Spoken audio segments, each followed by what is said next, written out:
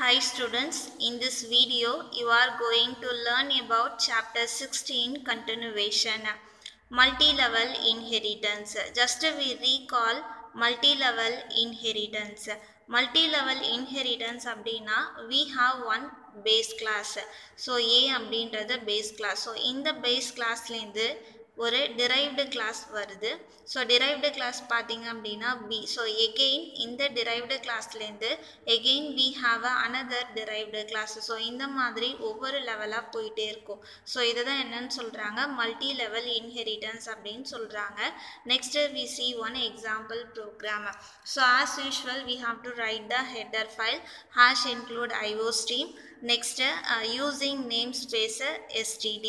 இங்கே நம்ம என்ன பண்ணுறோம் ஒரு கிளாஸ் வந்து கிரியேட் பண்ணுறோம். ஸோ இதுதான் பார்த்தீங்க அப்படின்னா பேஸ் கிளாஸ்.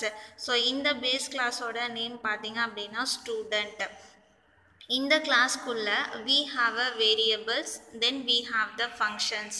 ஸோ இந்த வேரியபிள்ஸ் ரெண்டுமே பார்த்தீங்க அப்படின்னா ப்ரைவேட் அப்படின்ற விசிபிலிட்டி மோட்குள்ளே கொடுத்துருக்காங்க.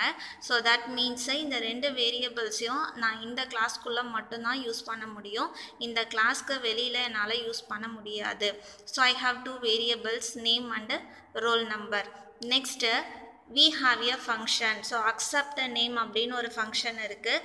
இந்த ஃபங்க்ஷன் வந்து பார்த்திங்கன்னா எந்த வேல்யூஸையும் வந்து ரிட்டர்ன் பண்ணாது. ஸோ அதனால் இதோட ரிட்டர்ன் டைப் பார்த்திங்கன்னா void அப்படின்னு மென்ஷன் பண்ணியிருக்காங்க.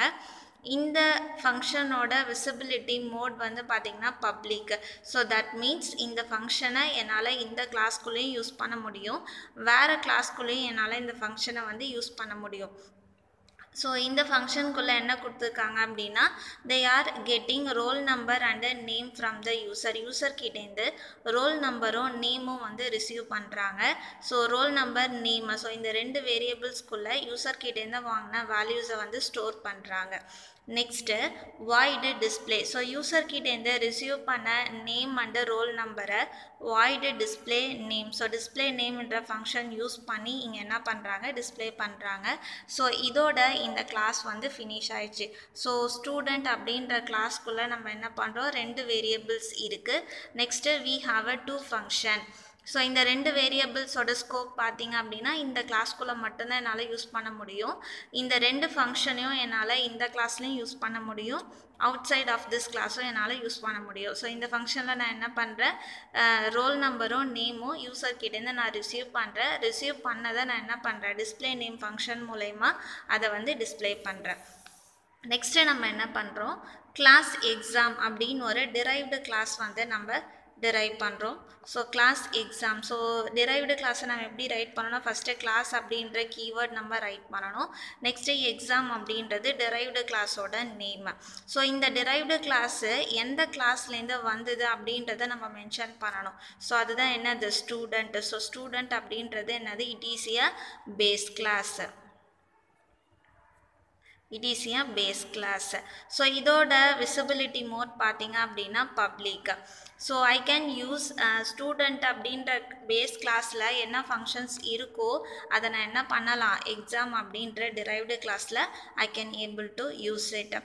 ஸோ இந்த கிளாஸ் எக்ஸாம் இந்த டிரைவ்டு கிளாஸில் பார்த்தீங்க அப்படின்னா I have a variables. So இந்த வேரியபிள்ஸோட விசிபிலிட்டி மோட் பார்த்தீங்க அப்படின்னா public. So I can use this variable inside this class and outside the class.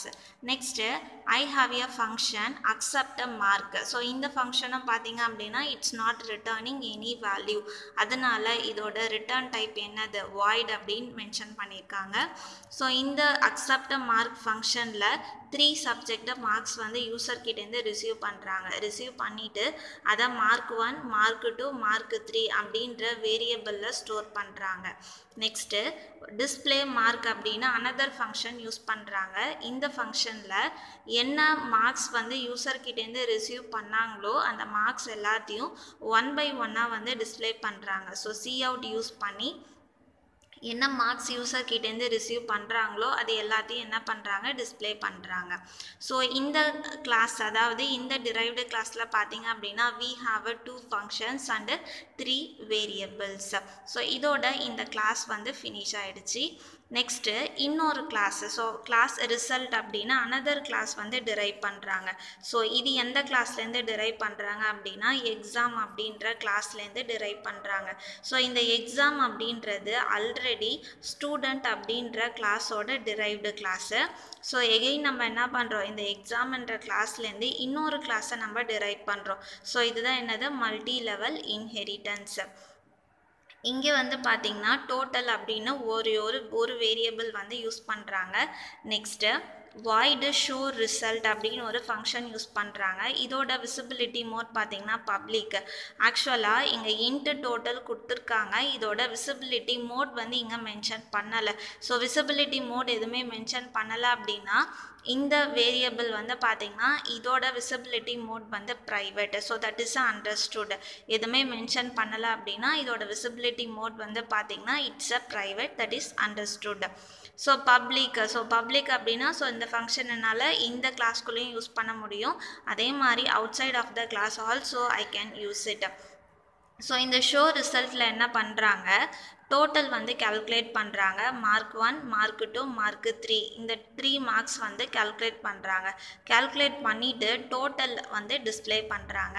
So இங்கே பார்த்தீங்க அப்படின்னா இந்த 3 வேரியபிள்ஸுமே கிடையாது. ஸோ ப்ரீவியஸ் ப்ரோக்ராமில் இந்த 3 வேரியபிள்ஸையும் நம்ம என்ன பண்ணுறோம், பப்ளிக் அப்படின்னு சொல்லிட்டு நம்ம வந்து மென்ஷன் பண்ணுறோம். ஸோ ப்ரீவியஸ் கிளாஸில் பார்த்திங்கன்னா பப்ளிக் அப்படின்னு சொல்லிட்டு இது 3 வேரியபிளையும் நம்ம மென்ஷன் பண்ணுறதுனால இந்த கிளாஸ்லேருந்து டிரைவ் பண்ணது தான் எந்த கிளாஸு, ரிசல்ட் அப்படின்ற கிளாஸு. ஸோ என்னால் எக்ஸாம் இந்த கிளாஸில் இருக்க டேட்டா மெம்பர்ஸ் அதாவது வேரியபிள்ஸையும் ஃபங்க்ஷனையும் என்னால் ரிசல்ட் அப்படின்ற டிரைவ்டு கிளாஸில் வந்து யூஸ் பண்ண முடியும். ஸோ அதுதான் வந்து பார்த்திங்கன்னா இங்கே யூஸ் பண்ணியிருக்காங்க. ஸோ மார்க் 1, மார்க் 2, மார்க் 3 இது 3மே எக்ஸாம் அப்படின்ற கிளாஸில் பப்ளிக்காக வந்து மென்ஷன் பண்ணியிருக்காங்க. அதாவது இதோட விசிபிலிட்டி மோட் பார்த்திங்கன்னா பப்ளிக். அதனால் என்னால் ரிசல்ட் அப்படின்ற டிரைவ்டு கிளாஸில் யூஸ் பண்ண முடியுது. ஸோ இங்கே வந்து என்ன பண்ணுறாங்க, டோட்டல் கால்குலேட் பண்ணிவிட்டு அதை வந்து டிஸ்பிளே பண்ணிடுறாங்க. ஸோ இந்த ப்ரோக்ராமில் பார்த்திங்க அப்படின்னா நமக்கு 3 கிளாஸ் இருக்குது. இங்கே வந்து கிளாஸ் ஸ்டூடெண்ட் அப்படின்றது பேஸ் கிளாஸ். ஸோ இந்த பேஸ் கிளாஸ்லேருந்து எக்ஸாம் அப்படின்னு ஒரு டிரைவ்டு கிளாஸ் இருக்குது.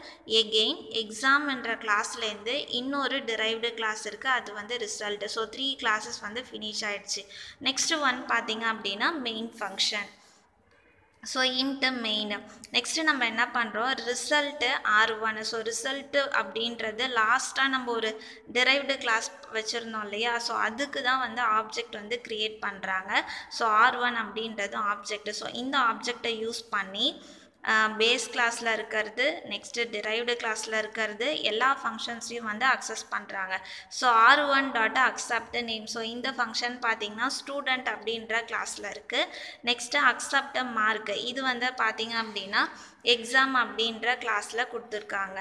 Next display name display mark. So இதுவும் பார்த்திங்க அப்படின்னா டிஸ்பிளே நேம் வந்து ஸ்டூடெண்ட்டு கிளாஸில் இருக்குது. அதே மாதிரி டிஸ்பிளே மார்க் அப்படின்றது எக்ஸாம் கிளாஸில் இருக்குது. நெக்ஸ்ட்டு ஷோ ரிசல்ட் அப்படின்றது பார்த்திங்கனாக்கா ரிசல்ட் கிளாஸில் இருக்குது. So with the help of this object. So நம்ம இங்கே என்ன பண்ணுறோம், லாஸ்ட்டாக எந்த கிளாஸை வந்து நம்ம டிரைவ் பண்ணமோ அந்த கிளாஸ்க்கு மட்டும்தான் ஆப்ஜெக்ட் வந்து க்ரியேட் பண்ணுறோம். இந்த ஆப்ஜெக்டை வச்சுட்டு நம்ம ப்ரீவியஸ் கிளாஸ் அதாவது இந்த கிளாஸ் வந்து எந்த கிளாஸ்லேருந்து டிரைவ் ஆகி வந்திருக்கோ அந்த கிளாஸில் இருக்க ஃபங்க்ஷன்ஸ் எல்லாத்தையும் நம்ம என்ன பண்ணுறோம், இன்வோக் பண்ணுறோம். Next return 0. ஸோ இதோட மெயின் ஃபங்க்ஷன் வந்து க்ளோஸ் ஆகிடுச்சு. ப்ரோக்ராம் வந்து எக்ஸிக்யூட் ஆகும்போது ஃபஸ்ட்டு நம்ம என்ன பண்ணுறோம், கிளாஸ் தான் வந்து நம்ம மென்ஷன் பண்ணியிருக்கோம். ஸ்டார்டிங்கில் பார்த்திங்க அப்படின்னா கிளாஸ் ஸ்டூடெண்ட்டுன்னு இருக்கும். ஸோ ப்ரோக்ராம் எக்ஸிக்யூஷன் இந்த பிளேஸ்லேருந்து ஸ்டார்ட் ஆகாது. ஸோ இந்த இன்ஹெரிட்டன்ஸ் அதாவது C++ ப்ரோக்ராமில் பார்த்திங்க அப்படின்னா நம்ம கிளாஸை மெயின் ஃபங்க்ஷன் யூஸ் பண்ணும்போது எக்ஸிக்யூஷன் இங்கே கிளாஸ் ஸ்டூடெண்ட்லேருந்து ஸ்டார்ட் ஆகாது. எங்கேருந்து ஸ்டார்ட் ஆகும் அப்படின்னா மெயின் ஃபங்க்ஷன்லேருந்து தான் வந்து எக்ஸிக்யூஷன் ஸ்டார்ட் ஆகும். ஸோ இன்ட்டு மெயின் இங்கேருந்து தான் எக்ஸிக்யூஷன் ஸ்டார்ட் ஆகும். ஸோ அப்போ ஃபஸ்ட்டு நமக்கு என்ன இருக்குது, ரிசல்ட் r1 அப்படின்னு இருக்குது. ஸோ இந்த கிளாஸ்க்கு ஆப்ஜெக்ட் வந்து க்ரியேட் ஆகும். Next object dot accept name அப்படின்னாக்கா எக்ஸிக்யூஷன் வந்து கிளாஸ் ஸ்டூடெண்ட்டுக்கு போகும், இந்த ஃபங்க்ஷனை எக்ஸிக்யூட் பண்ணும். So like that one by one it execute the function.